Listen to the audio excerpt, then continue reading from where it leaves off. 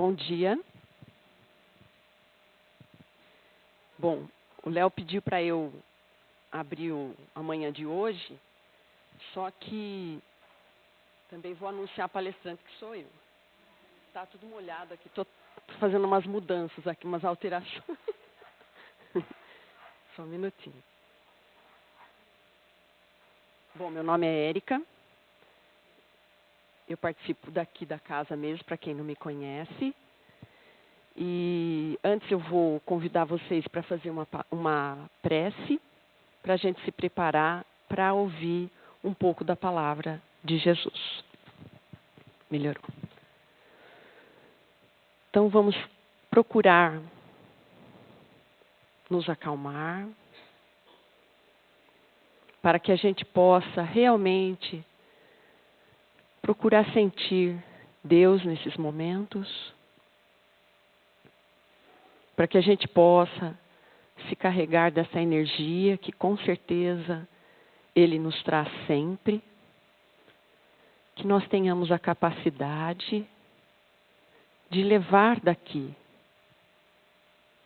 um pouco do seu amor, da sua força,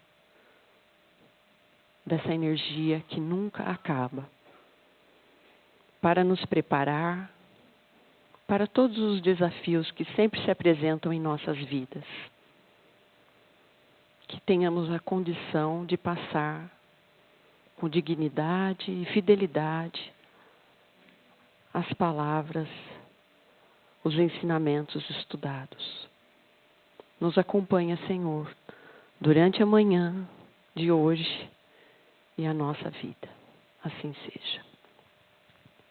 Bom, eu vou falar sobre um tema que, na verdade, foi um tema encomendado por uma amiga minha para uma outra casa espírita. Eu ainda não fiz essa palestra no local que eu fui convidada.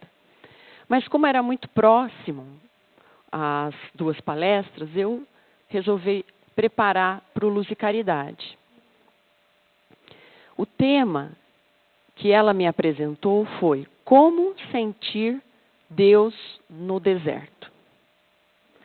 Uma perguntinha meio pesada, podemos dizer assim. Então eu fui separar. Então primeiro, como sentir? Como sentir? Eu pensei nos 5 sentidos que a gente tem. Cada um tem mais aguçado, o tato, a visão, a audição, o paladar. Os 5 sentidos, mas eles são físicos. Vamos dizer assim, que a gente usa na vida que a gente está. Mas para sentir Deus, eu acho que é algo um pouquinho a mais, o 6º, 7º sentido, sei lá o quê. Que a gente poderia dizer que teria que ser um sentimento mais transcendental. Uma coisa maior do que os sentidos físicos. Então daí eu olhei também para a palavra Deus. A primeira pergunta do Livro dos Espíritos é: quem é Deus? E lá Allan Kardec tem a resposta dizendo que é a inteligência suprema, a causa primeira de todas as coisas.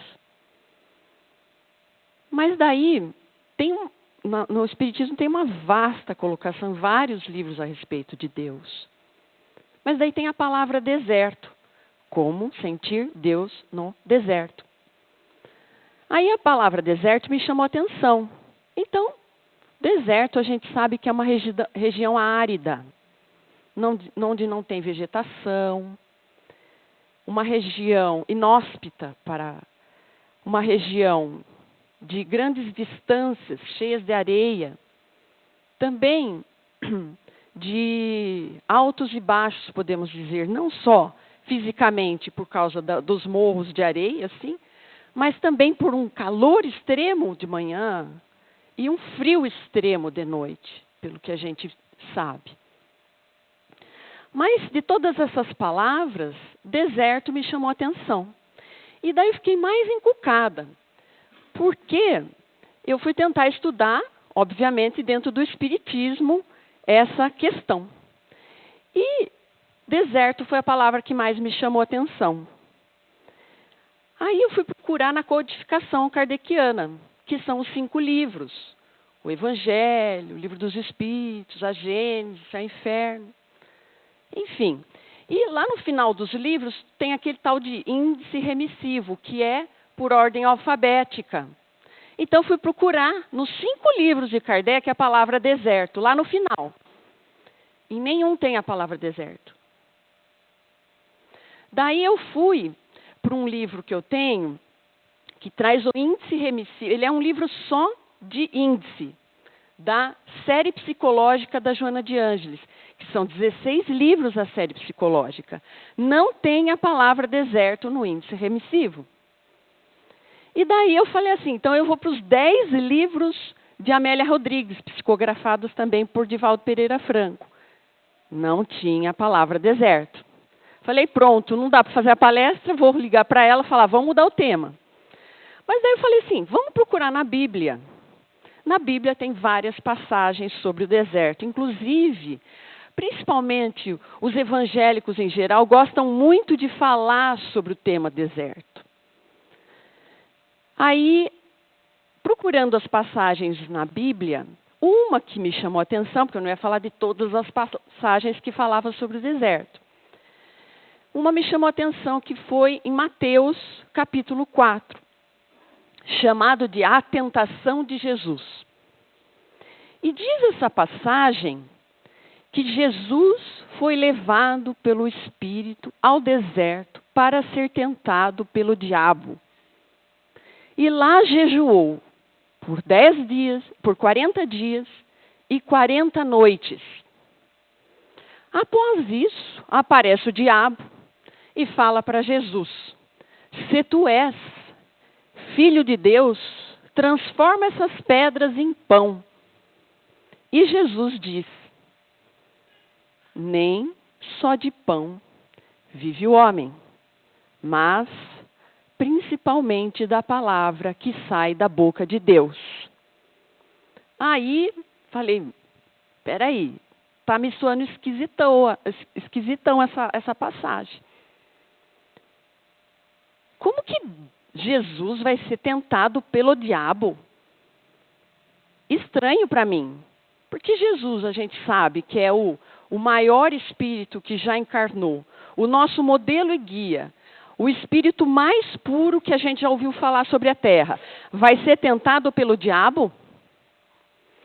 E aqui, antes de falar disso, vamos fazer um parênteses. O que a doutrina espírita acha sobre o diabo? Só para lembrar vocês que diabo em si, a gente não acredita. O diabo nada mais é um espírito, como qualquer um de nós, que ainda permanece na consciência das trevas, que ainda não se iluminou. Tudo bem, nós também não nos iluminamos na sua completude, mas nós também, acredito que também não estamos na busca das trevas mais. Então, se você quiser chamar um espírito que ainda não está num nível um pouco melhorado de diabo, aí é uma escolha sua, mas a doutrina espírita não chama esses espíritos de diabo, mesmo que eles tenham até formas diferentes um pouco da forma humana, por aquisição de tanto tempo nessa consciência de sono. Muito bem, fazendo esse parênteses, eu voltei. Vamos voltar para saber da tentação de Jesus. E foi bacana, porque daí eu encontrei alguma coisa sobre essa passagem na codificação. Por quê? Do como sentir Deus e o deserto, me chamou a atenção outra palavra, a palavra tentação, porque era a tentação de Jesus, que estava lá no deserto. Então eu mudei um pouco a história. Por quê? A palavra tentação, ao contrário de deserto, aparece em tudo que você imaginar da doutrina espírita. Todos os livros que eu tinha consultado, aparece a palavra tentação. Aí ficou difícil, porque aí era muita coisa para estudar. E tem que compilar para falar em tão pouco tempo.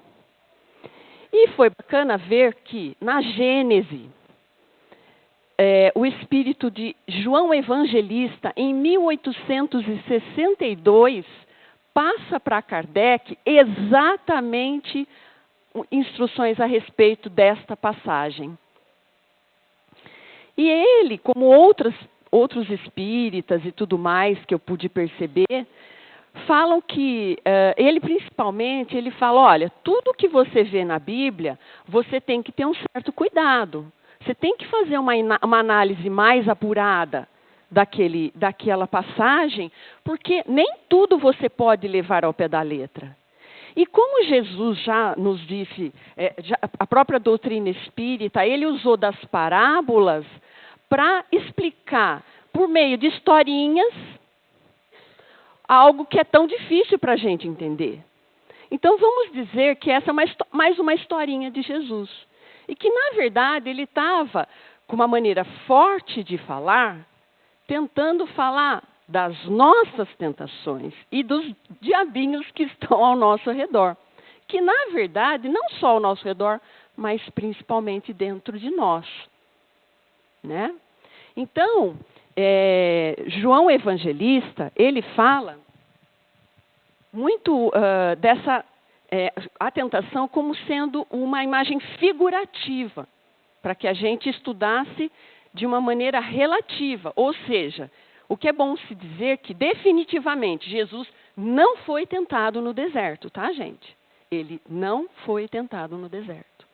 Então, como toda parábola tem que ser estudada a fundo, essa é uma passagem muito bacana que está lá na Gênesis, no capítulo 15, para quem quiser ver. E lá no capítulo 15, ele fala de várias passagens, várias parábolazinhas de Jesus, que a gente pode aprender legal. E ele faz, inclusive, uma relação com duas outras parábolas, mas eu vou falar principalmente da parábola do filho pródigo, que a maioria de nós conhecemos, que é aquela história do filho que sai e depois retorna à casa do pai, que nada mais, nada menos, ele, na verdade, dá, né, ele ouve aquela tentação e vai e sai da casa do pai.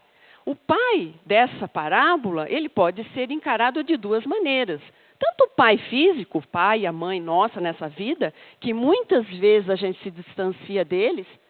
Acho que todo mundo já se distanciou dos pais de alguma maneira ou de outra, né? A gente não segue aquela vida fidedignamente daquilo que foi ensinado para nós, para o melhor e para pior, mas também, obviamente, do Pai maior, que é Deus, que a gente se distancia de Deus, mas por onde? Por meio de uma tentação. Então, a gente se distancia e vai buscar outra coisa que não é aquilo que a gente realmente deve se amparar. E é importante dizer para vocês que tentação, gente, veja bem, nós temos que tomar cuidado, porque às vezes a gente vê uma pessoa, por exemplo, uma pessoa usuária de droga, ou então como uma tentação, que ele cedeu, né? Ou então ao álcool, ou então outras mais difíceis de perceber, que é a maledicência. Então, a gente acha que eu não fumo, eu não bebo, mas eu posso ter sentimentos e pensamentos muito igual àquele outro que a gente pensa que é ruim, entendeu? Então, é importante separar a tentação. Tentação, gente, aquela tentação X que chama a sua atenção, no outro principalmente, a gente não vê muito na gente, de duas uma. Ou você já virou anjo, e você não é tentado por aquilo, e eu acho que aqui a gente não tem muito anjo, né? Pelo menos eu acredito nisso. Ou então, gente, acreditando em reencarnação, a gente já tombou tanto naquela tentação que te chama a atenção, a gente tombou tantas vezes naquela tentação, que isso faz com que você tenha uma verdadeira aversão. Então, você vai olhar o outro e falar assim, nossa, como pode aquela pessoa fazer uso daquela substância? Ou então, aquela atitude. Como pode a pessoa? Cuidado, gente, porque de duas uma. Ou você é anjo, ou você já passou por aquilo tanto. Ou seja, porque eu vou apontar alguém se eu já mergulhei naquele erro. É um cuidado que a gente tem que tomar aqui perante o outro também. E é interessante ver, no capítulo Ação e Reação, essa é uma passagem que me chamou muito a atenção. E eu já falei até em outras ocasiões sobre isso. O instrutor Silas, ao André Luiz, no livro Ação e Reação, ele fala que cada espírito possui o seu tema central. Todo mundo tem o seu tema central. E esse tema central, ele tem raízes antigas dentro de nós. E há que se ter força moral para a gente vencer aquela tentação. Não é fácil a gente se libertar de raízes antigas que ainda estão arraigadas em nossos espíritos. Vaidosos que somos, achando que só nós conseguimos fazer certas coisas ou não, a gente acaba mergulhado naquilo que a gente é e muitas vezes acha legal ser daquele jeito. E é difícil vencer isso. E aí a gente cai num tema muito conhecido por nós, do autoconhecimento, do conhece a ti mesmo. Então, o Silas, ele nos conclama a conhecermos qual é o tema central do seu espírito. O que te move? O que faz você fazer aquilo que você faz, tomar as atitudes que você toma, trabalhar na onde você trabalha, morar onde você mora, ter as amizades, o relacionamento que você tem? O que te move? O que tira você de um lugar e vai para outro?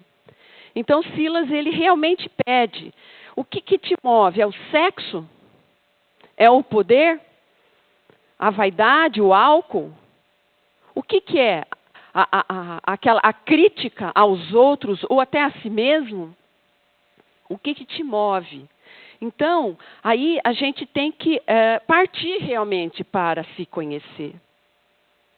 Porque no cerne de tudo isso está, cada um tem um tipo de tentação. Uma seria bom. Na verdade, a gente tem mais do que uma, normalmente. Mas a gente conhecer aquela tentação mor, aquele cerne mor que o nosso espírito carrega por muitas e muitas reencarnações.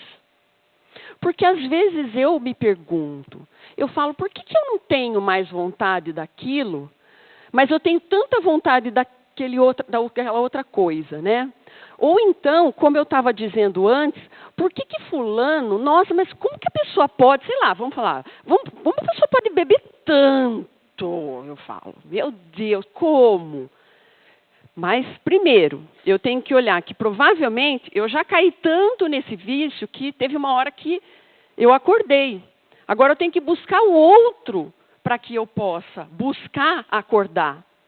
Então, pode ser que aquela pessoa que está conosco já acordou para algo que eu tenho como tentação. Então, a gente tem que tomar cuidado também, porque a gente acusa.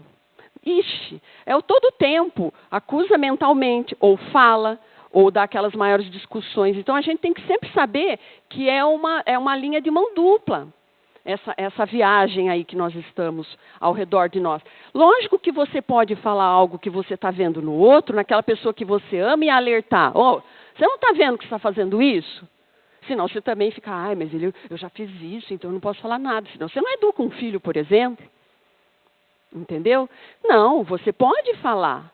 Você pode, mas você tem que dar meios também para entender e principalmente não falar de uma maneira acusatória de achar que só você tem a razão. Isso é complicado. Tá? E é interessante voltar lá então, porque o tema, né? Como sentir Deus no deserto. Daí, estudando tudo isso, a gente percebe claramente que, na verdade, o deserto, que não é falado explicitamente, o deserto, na verdade, somos nós, enquanto não preenchidos por Deus. Então, nós vivemos literalmente no deserto. Nós vivemos literalmente nesse vazio, nessa falta de preenchimento. E nesse vazio é que a gente busca em alguma coisa, um sentimento ou algo físico, compensar aquilo que a gente não tem dentro de nós. Certo? Então, é interessante, gente, e aqui é muito importante nós percebermos. E vamos dar um exemplo das drogas, que parece que a tentação é um pouco, pelo menos para mim, eu vejo como uma coisa mais fácil de relacionar a tentação, de ver uma coisa e você querer, aquela coisa assim. Então, o que é muito importante a gente perceber em relação à tentação, e aí eu vou dar o exemplo das drogas. Veja bem. A diferença. Não é porque você usa a droga, você usou a droga, que você entra no deserto. Não, é o contrário. É porque você está no deserto, você vai para as drogas. É muito diferente isso, gente. Tá? Então é porque você tem um vazio, você tem aquela coisa que não te completa, é que você busca completude em alguns lugares que você não vai encontrar aquele ser completo que você tem que ser. E como o deserto físico que a gente conhece, a gente vai ficando cada vez mais sedento. Então, porque eu estou vazio, eu busco uma droga. Aí eu continuo vazio, eu busco ela de novo. E vamos dar outro exemplo. Eu tenho uma tristeza. E essa tristeza ela é pequenininha. Mas daí você dá vazão para essa tristeza. Porque você não tem aquela quantidade de Deus interior suficiente que a gente trabalhou para vencer aquela tristezinha pequenininha. Aí você fica cada vez mais melancólico. Aí aquilo vai tomando conta de você. Aquela melancolia vai se ampliando. E você vai ficando num deserto cada vez maior. E você vai ficando cada vez mais distante de você mesmo. E daí, você entra numa depressão. Daí é aquele deserto mais inóspito, árido, só feito mesmo de areia. Areia que dá aquela sensação de frio, de calor e de dor. Aquela coisa que você não vê uma solução. Porque um deserto normalmente ele é extenso, gente. Então você olha naquela distância enorme e você não enxerga nada. Então, ela começa, assim como a droga, é uma tristezinha ali. É um cigarrinho ali. E aquilo vai ampliando. Então, a tentação, ela tem várias maneiras. Mas eu vou sair com aquela pessoa e eu vou fazer o sexo. Mas uma vezinha só. Aí você não sabe que dentro de você tem aquilo forte dentro de você. Você ainda não venceu. De repente, quando você vê, você está perdido no meio do seu deserto. Daquela 1, 2, 3, uma parceira, 2, um parceiro, 2, 3, 4. E isso toma conta de você também. Porque o sexo é uma coisa muito forte ainda em nós que somos tão materializados. Eu já falei uma vez aqui, mas eu volto a repetir que num congresso com o Divaldo Pereira Franco, 3 dias de congresso, no primeiro dia ele falava assim, ele colocou uma lousa e a gente tinha papeizinhos assim, né? E você ia lá e escrevia. Mas eu não lembro se era tentação, é que me ocorreu agora comentar sobre isso. Eu não sei se ele falava tentação, era qual que era o seu problema? Acho que era assim, qual que é o seu problema? Vamos lá. E tinha que pegar o papelzinho e pôr lá, meu problema. E como eu fiquei curiosa, e também como eu monto palestra, eu falei, o que o pessoal, né, o que o pessoal quer ouvir, né? Então fui lá Aí é o primeiro dia, e todo mundo vai escrevendo. Aí a lousa vai ficando cheia, 300 pessoas. Aí no segundo dia, no terceiro dia de manhã, eu cheguei de manhã, fui lá ler a lousa, né? Não tem o nome de ninguém e tal. Então fiquei lá, li um tal, droga, pipipi, pá. 300 pessoas, acho que a maioria espírita. Gente, eu olhei uma vez, eu voltei a olhar, falei, não, eu vou lá ver de novo. Será que a maioria, gente, um congresso espírita de 300 pessoas, a maioria dos papeizinhos era sobre sexo. Eu não esqueço até hoje. Achei muito interessante isso. Faz o quê? Uns 8 anos, não sei. Então, muitos de nós aqui dentro hoje têm isso forte dentro de si. E que às vezes não se completa nem com o seu parceiro, o seu marido, a mulher, ou sei lá o quê. E acaba não conseguindo controlar. Então, a tentação, gente, tem vários tipos, tá bom? Então, o que acontece quando a gente dá vazão a essa tentação, e vamos voltar, por exemplo, na droga, a gente fica naquela busca. Então, a gente fala assim, nossa, um oásis, que é o uso da primeira dose, da primeira utilização. Nossa, um oásis. Aí você vai, corre, né? No deserto, corre. Quando você chega lá, aquela água, você sedento. O que é? Lembra dos filmes de Hollywood ou então nos desenhos? O que o oásis era? Era uma miragem. Não existia. Era mentira. A droga é uma mentira. Ela tira você daquela problemática, mas muito rapidamente. Daí que vem a segunda, a terceira, a quarta. E assim é qualquer tentação nossa, que a gente dá vazão. Então, cuidado. Por isso que Silas fala, qual é o seu tema central. Por isso que a doutrina espírita nos conclama o autoconhecimento, o conhecimento de si próprio. O que te move? O que está dando trabalho para você? O que todo dia você se depara com aquilo? Então, existe uma diferença entre o desejo e a vontade aí. Porque o desejo é algo material. Eu desejo, eu vou, eu quero. Mas a vontade é algo espiritual. Então, se você tem um desejo, você tem que fazer a vontade sobressair a esse desejo. Você tem que fazer de tudo para a vontade falar assim, não, peraí. Eu não vou naquele lugar, porque se eu for, eu vou fazer aquilo de novo. Então, esse negócio de desejo e vontade, vocês têm que lembrar que o desejo é algo material. E a vontade é algo espiritual. Mas é algo que tem dentro de você. A vontade firme, qualquer um de nós pode deixar ela cada vez mais alta do que o desejo. E é interessante ver também, Emmanuel, ele fala, o livro dos Espíritos, ele fala qual é o objeto. Então, vamos lá, são 3 coisas legais. O Silas fala o nosso tema central. O livro dos Espíritos, ele fala qual é o objeto da nossa cobiça.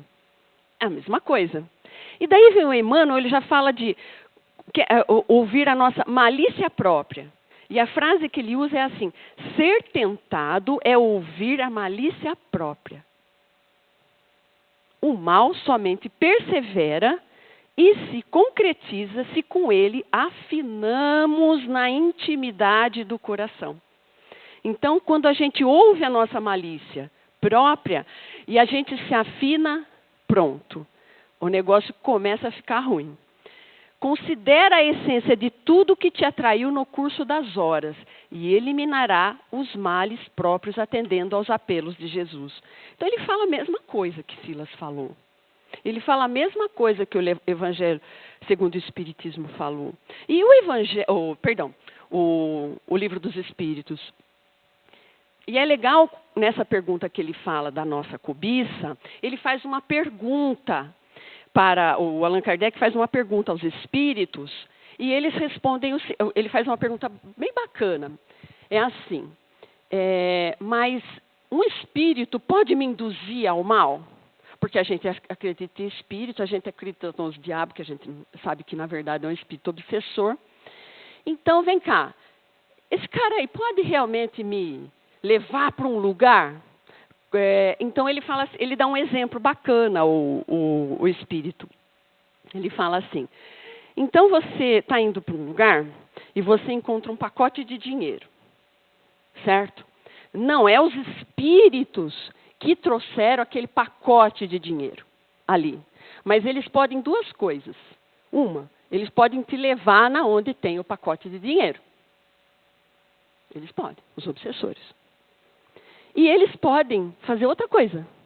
Pega o dinheiro. Pega o dinheiro. Pega o dinheiro. Mas se você está completo, você não está vazio, você não tem aquele deserto, ou você não vai passar onde tem o dinheiro, ou duas, o espírito bom, o seu guia, aquele espírito de Jesus, aquele espírito que está te inspirando, porque pode ter dos dois lados te inspirando, ele pode falar assim: pega e devolve para o dono. Aí você pode procurar uma polícia, alguma coisa. Ah, mas a polícia vai roubar. Ah, o problema é da polícia. Porque isso a gente também fala muito. Ah, mas o que ele faz eu também faço. Ah, mas eu achei, é meu. Então, quem que está te acompanhando? Aí vem a pegadinha aí, que é importante a gente lembrar, que a doutrina espírita nos explica, sobre os espíritos que nos acompanham. E aqui cabe colocar aqui: o espírito obsessor controla quem não tem autocontrole. Olha só, o espírito obsessor controla quem não tem autocontrole. Então, se nós não temos autocontrole, nós vamos ceder à tentação? Sim. Vai ficar cada vez mais difícil de ceder, fácil de ceder à tentação. Então, é muito interessante ver quantos... E aí Allan Kardec, ele faz, na passagem da lei de conservação, e aqui eu quero ler uma pergunta, Allan Kardec fala assim: com que finalidade Deus pôs atrativos no gozo dos bens materiais? Porque é muito legal ler Kardec, que ele vai responder todas as perguntas que a gente faz para nós próprios. Então tá bom, por que Deus põe essas coisas gostosas aí para a gente ser tentado?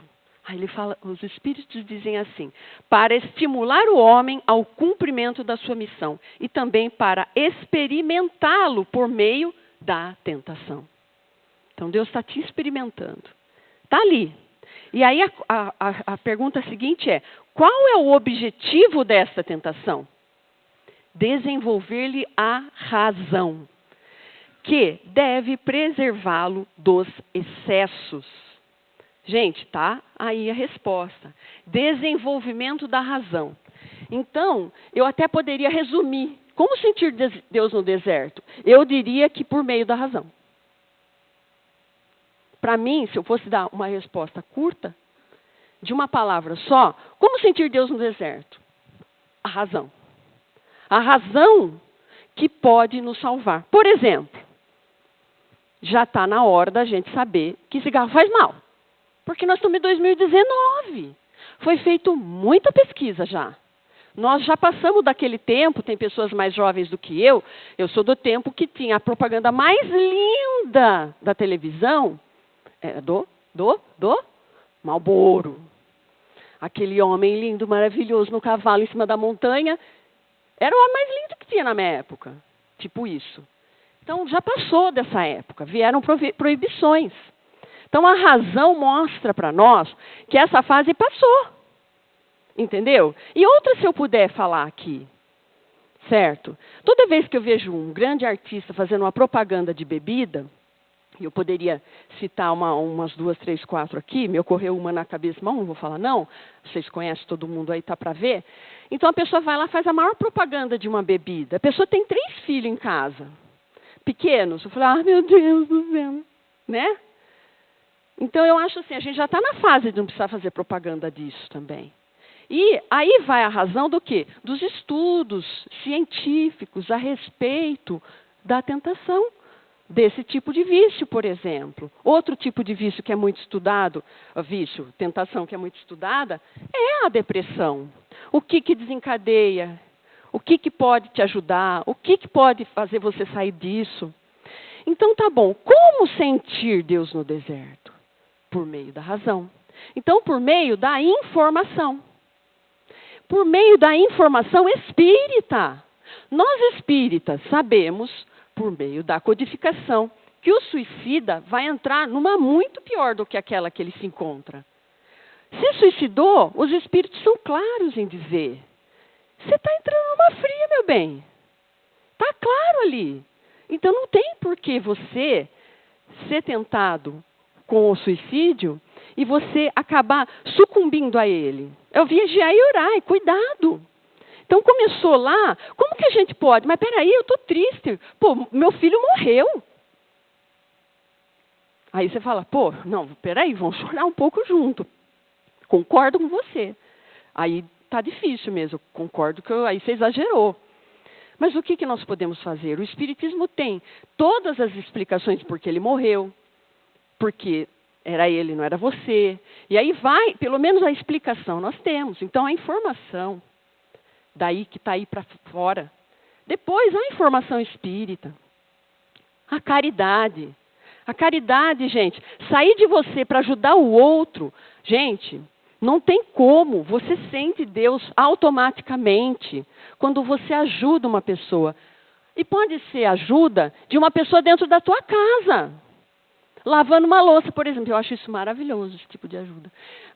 Lavando uma louça, por exemplo. Por que não? Então, você vai estar sentindo Deus no deserto, você vai ver sua mãe tão feliz, entendeu? Que você vai sentir uma satisfação tão grande. Mas, enfim, realmente, não é? Porque fala de caridade, vai, vamos lá, dar agasalho, cuidar, o pessoal da rua. Não, cara, você trata mal todo mundo dentro da tua casa. Você levanta de manhã, não olha na cara do teu pai. Você entendeu? Ou seu pai está idoso, está precisando de um cuidado diferente do que antes, porque antes ele cuidava de você, agora não dá, gente. Ou você cuida dele, ou dançou, acabou. Então a caridade também faz a gente sentir Deus no deserto. Porque a gente vai ficando cada vez mais perto dele. A prece é um outro. 1, 2, 3, caridade, prece, 5, 4. Prece, gente. Não sei, está aí, tentação, o negócio é difícil. Se volta a Deus, pede força. Não sei, eu não sei como fazer isso. Está difícil. Por favor, me ajuda. Ali à vontade com aquilo que você vai ouvir de Deus. Porque Ele vai te falar. Ele está ali. Porque eu encaro muito assim. Vamos supor que é à noite agora. E não tem nenhuma luz acesa. Quem já veio à noite no centro, em trabalhos, a gente deixa aquela luzinha azul acesa. E aí tem o trabalho, por exemplo, aqui. Mas se a gente apagar a luz acesa, a luz azul, vai ficar tudo escuro. O quadro de Jesus vai estar aqui, não vai? Só que você não vai enxergar mais ele, vai? É assim, mais ou menos, Jesus. Ele está ali. Igual se estivermos no centro à noite, na escuridão. A gente vai andar aqui, com o nosso problema. Mas ele está ali. A gente que não está enxergando. Então, a prece é algo que vai dar a luzinha azulzinha acendeu. Aí você já vai dar, nossa, o que é aquilo? Ai, parece que é Jesus. Aí vai acender uma luzona. A outra. E você vai automaticamente enxergando as possibilidades o que ele pode trazer para você. E uma coisa muito importante, que o egoísmo faz muitas vezes a gente ceder a uma tentação. Eu sou a pessoa mais triste do mundo, então eu tenho que usar uma substância. Só que daí, gente, o alcoolismo, gente do céu, quantas famílias são destruídas pelo alcoolismo? Porque você se acha vazio, você dá a vazão, mas você não vê todo mundo que ficou na sua casa chorando. É egoísmo. Então a caridade, aquele Deus, aquela prece, também vai fazer você vencer, porque só você que tem essas vontades? Não, o outro tem outras vontades, que está ali carregando firme. Entendeu? Então, outra coisa que pode te fazer sentir Deus no deserto, a alegria, o entusiasmo, esse otimismo, essa capacidade que você tem de não, peraí, vamos ver se existe uma outra maneira, um outro caminho. Vamos procurar. A música, uma música boa. Quando a gente chega no centro, aconteceu uma coisa tão engraçada comigo. Eu estava vindo de casa, Renato, a gente gosta bastante de música clássica. Então, eu estava ouvindo uma música no carro. Falei, vou esperar a música terminar. Faltava 3 minutos. Aí alguém via se eu no carro e falava, nossa, a Érica está aí, está dormindo. Então, faltava 3 minutos. Eu ouvi até o final. Ela tem 6 minutos. Quando eu entrei no centro, estava tocando a música. Eu estava ouvindo no carro. Eu devia ter descido do carro, ter terminado de assistir aqui dentro. Foi tão engraçado, foi hoje de manhã. Então, a música é uma música bacana, uma música que te relaxa. Não, né? Vamos deixar os funk para outra hora, né? Então, se você quer sentir Deus no deserto, não vai ser por esse meio. Então, a gente, um livro edificante, um livro legal, não só livro espírita. Nossa, eu participo de um grupo de leitura não espírita e tive a alegria das minhas amigas recomendarem a leitura de Charles Dickens, que é um escritor britânico. Gente, nem precisa ler espiritismo. É a coisa mais linda. O que ele fala, os personagens, a beleza. Tem passagens, uma última palestra que eu fiz, eu até usei uma frase desse tamanho de um dos personagens. Coisa mais linda. Essa leitura edificante também pode tirar você desse deserto, dessa aridez, dessa falta de tudo dentro de você. Então, o trabalho é outro meio. O espelho, se amar. O auto-amor, não o auto-amor confundido muitas vezes com egoísmo, mas se amar. Falar, não, hoje eu vou pôr uma camisa mais bacana porque eu vou em tal lugar. Se arrumar, não em excesso. Tudo que é excesso também é tentação. Porque você, mas ela falou lá no centro, quero eu olhar no espelho, começar a me arrumar, vai lá, compra 50 blusas. Pronto, tentação, gente. Então é tudo no equilíbrio. Vamos tomar cuidado, né? Você tem que se amar, mas para se amar, gente, amar de verdade não está em coisas. O amor verdadeiro está no ser, não no ter. Então, pode sim pôr uma blusa legal, mas repete ela, que vai dar na mesma. Entendeu? Eu quero ir para Paris, quero ir para Londres, quero ir... Gente, se você estiver bem, em Limeira vai estar legal. Se você estiver ruim, gente, Paris também não vai estar legal. Por incrível... É difícil a gente entender isso, mas é verdade, tá? Se você está efetivamente num pedaço mal da sua vida, não é fazer aquela viagem maravilhosa que vai recuperar seu casamento, sabe? Vamos fazer uma viagem de lua de mel para recuperar os sentimentos. Não vai dar certo. É melhor fazer uma DR, que nem as molecadas falam, né? Discussão de... Como que é? De relacionamento? Como que é mesmo? É isso, né? Então, senta lá com o maridão, com a maridinha e tal, e vai conversar. O que está acontecendo? Porque Paris não vai dar certo. Que a gente volta rápido, porque a gente tem tanto dinheiro assim, vai ficar 2 anos em Paris, né? Discutindo a relação, né? Então, a gente vai ficar lá uma semana. Aí você sobe a Torre Eiffel, o vazio está lá, a mesma coisa. Você chegou no hotel, está tudo igual, gente. Não porque você encontrou o marido, porque você encontrou você. Você vai no espelho, é você que está lá. Você não se completou, a Torre Eiffel não entra dentro, sabe? Então, tem que tomar cuidado também com isso. Porque gente, é legal. Você compra um sapato, 2, 3, 4, 5. Daqui a pouco você está com uma baita de uma dívida no cartão de crédito. Aquilo dá um vazio que não valeu a pena. Então, também tem que ter o controle desse tipo de tentação. Então, a doutrina espírita, gente, ela traz...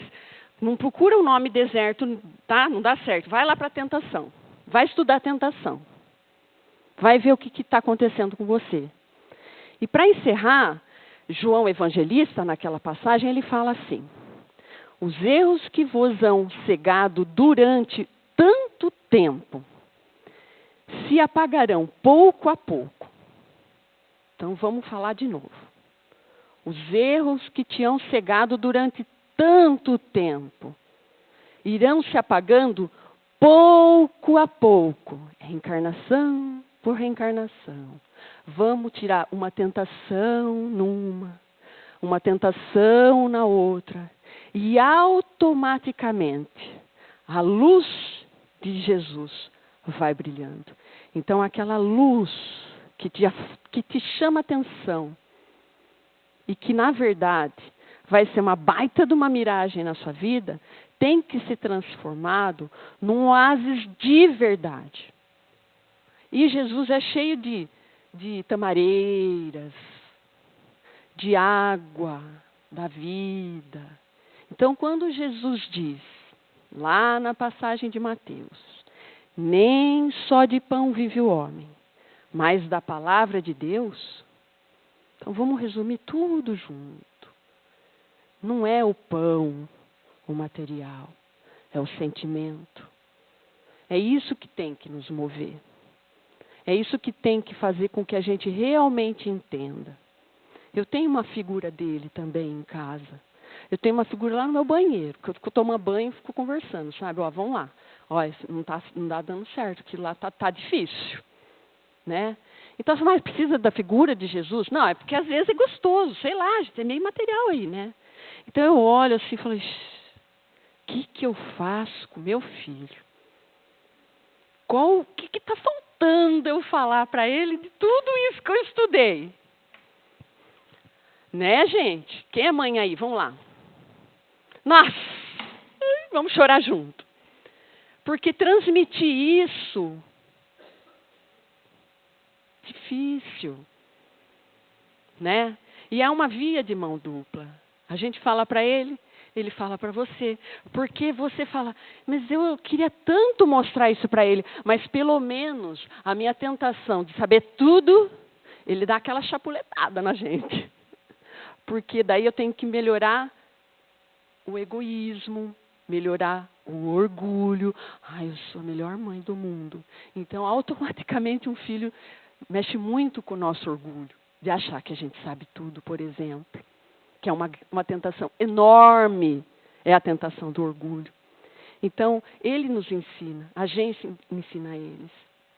Então, vamos nos encher de tudo isso. Olha, quantos itens que dá para a gente trabalhar para enxergar esse Deus no nosso deserto, que a gente ainda está momentaneamente habitando. Muito obrigada. Agora nós vamos na câmara de passe, vocês serão chamados das fileiras da frente para trás. Vamos nos concentrar, porque a gente receba essas luzes que os nossos anjos da guarda nos trazem, junto com os anjos da guarda deles e da casa, que a gente possa sair daqui melhor do que a gente entrou.